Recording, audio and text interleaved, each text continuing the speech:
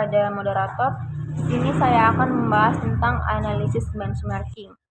Nah, yang pertama yaitu PT Telkom Indonesia memiliki total aset sebesar 285.992 miliar, jauh lebih besar dibandingkan dengan PT Indosat Tbk yang sebesar 115.614 miliar.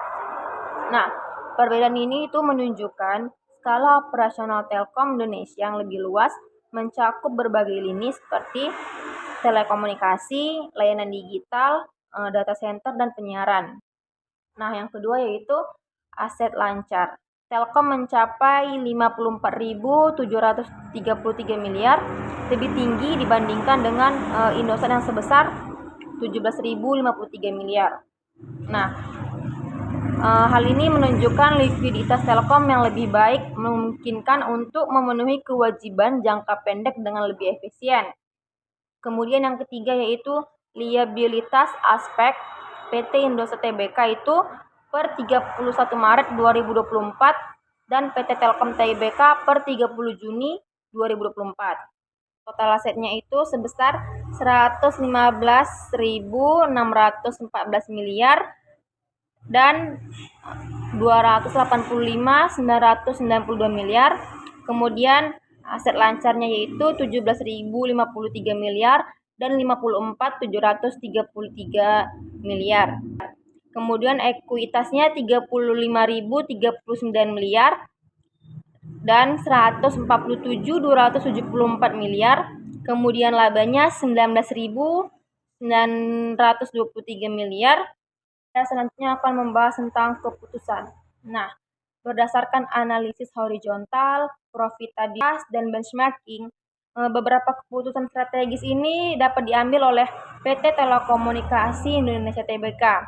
Yang pertama untuk hasil analisis horizontal. Perusahaan itu perlu meningkatkan efisiensi operasional guna untuk mengatasi penurunan laba usaha dan memaksimalkan pemanfaatan aset, termasuk untuk mengevaluasi dan mengelola aset yang kurang produktif. Tapi selain itu juga strategi peningkatan pendapatan yang telah berhasil harus dipertahankan dengan fokus pada inovasi produk, ekspansi pasar, dan peningkatan layanan pelanggan. Itu analisis profitabilitas, yang dimana perusahaan itu perlu meningkatkan pengembalian aset (ROA) melalui optimalisasi penggunaan aset. Sementara pengembalian ekuitas itu ROE dan investasi itu ROI yang sehat dapat dimanfaatkan. Metode analisa laporan keuangan. Yang pertama, analisis horizontal, yaitu menganalisa setiap akun keuangan dengan cara membandingkan tahun analisis dengan tahun sebelumnya. Yang kedua, analisis profitabilitas, yaitu analisis yang digunakan untuk melihat seberapa lama perusahaan mempertahankan perusahaannya dengan laba yang dihasilkan. Yang ketiga, analisis benchmarking, yaitu metode yang digunakan untuk membandingkan perusahaan satu dengan yang lain. Analisis ini melibatkan analisis kinerja perusahaan di sektor atau industri serupa dan membandingkan hasilnya.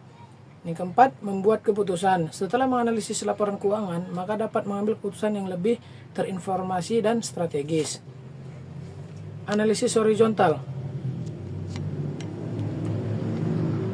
Total aset pada tahun 2024 sebanyak 285.992, sedangkan pada tahun 2023 sebanyak 287.42, yaitu mengalami penurunan sebanyak 1.050 atau sebanyak 0,3%.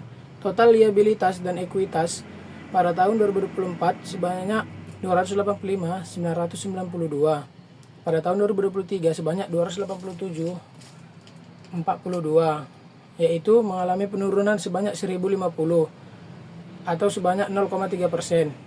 Pendapatan pada tahun 2024 mengalami pendapatan sebanyak 75.292, sedangkan pada tahun 2023 sebanyak 73.478, yaitu mengalami peningkatan sebanyak 1.814 atau sebanyak 0,9%.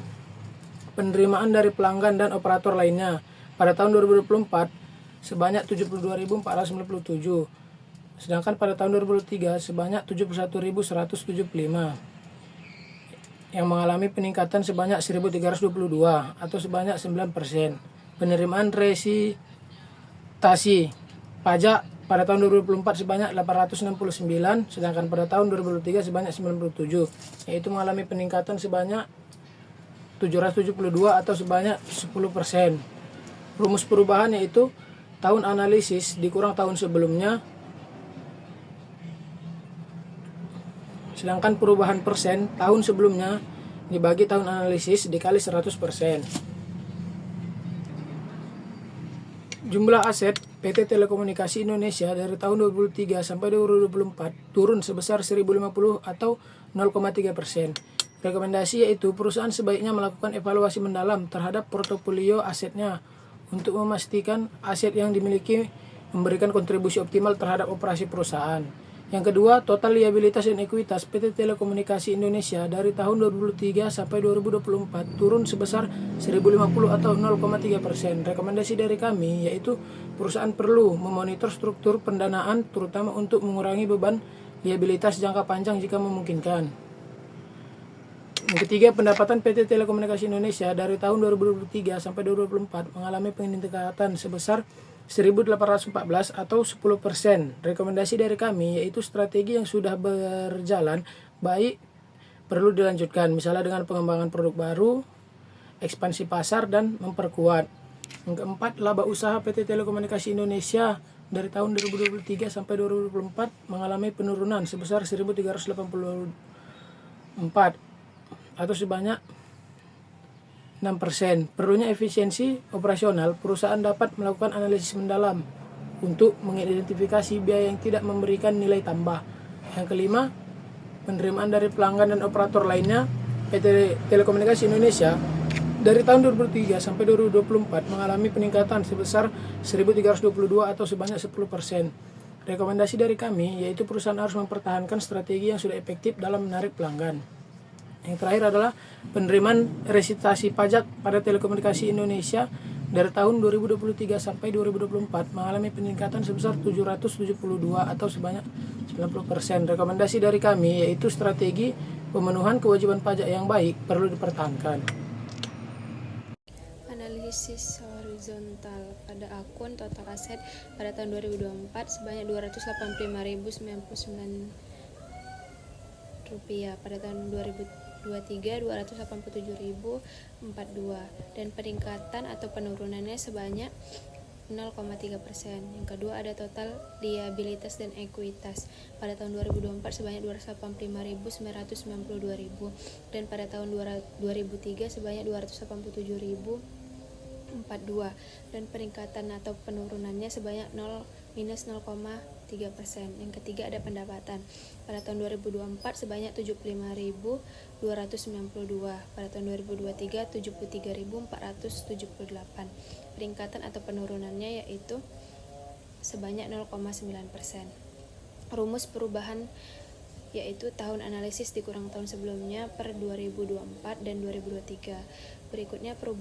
Berikutnya ada analisis profitabilitas yaitu ROA atau Return on Asset, di mana laba bersih atau aset dikali 100% sama dengan 15.772.000 dibagi 285.992.000 dikali 100% sama dengan 0,5 dikali 100%, yaitu hasilnya adalah 5%. Kesimpulannya itu berdasarkan hasil analisis ROA tersebut, tingkat pengembalian aset sebanyak 6% yaitu 5%, sehingga perusahaan dikategorikan sebagai perusahaan yang kurang sehat dan perusahaan kurang produktif. Yang berikutnya ada ROS atau Return on Sale, di mana laba bersih atau sale dikali 100% sama dengan 15.772.000 dibagi 75.292.000 dikali 100%, yaitu 0,2 dikali 100% menjadi 20%. Jadi kesimpulannya itu berdasarkan hasil analisis ROS tingkat pengembalian penjualan yaitu 6%, sehingga perusahaan dikategorikan sebagai perusahaan yang sehat. Yang Berikutnya ada ROE atau Return on Equity, di mana laba bersih dibagi equity dikali 100% sama dengan 15.772.000 dibagi 147.274 dikali 100% sama dengan 0,1 dikali 100%, yaitu 10%. Berdasarkan hasil analisis ROE tingkat pengembalian equity 6%, yaitu 10%, sehingga perusahaan dikategorikan sebagai perusahaan yang sehat. Berikutnya ada ROE atau Return on Investasi, di mana laba bersih dibagi investasi dikali 100% sama dengan 15.772.000 dibagi 7.310 dikali 100% sama dengan 2,1 dikali 100% sama dengan 210%. Kesimpulannya, berdasarkan hasil analisis ROE tingkat pengembalian investasi 6%, sehingga perusahaan dikategorikan sebagai perusahaan yang sehat dan dapat melanjutkan operasional.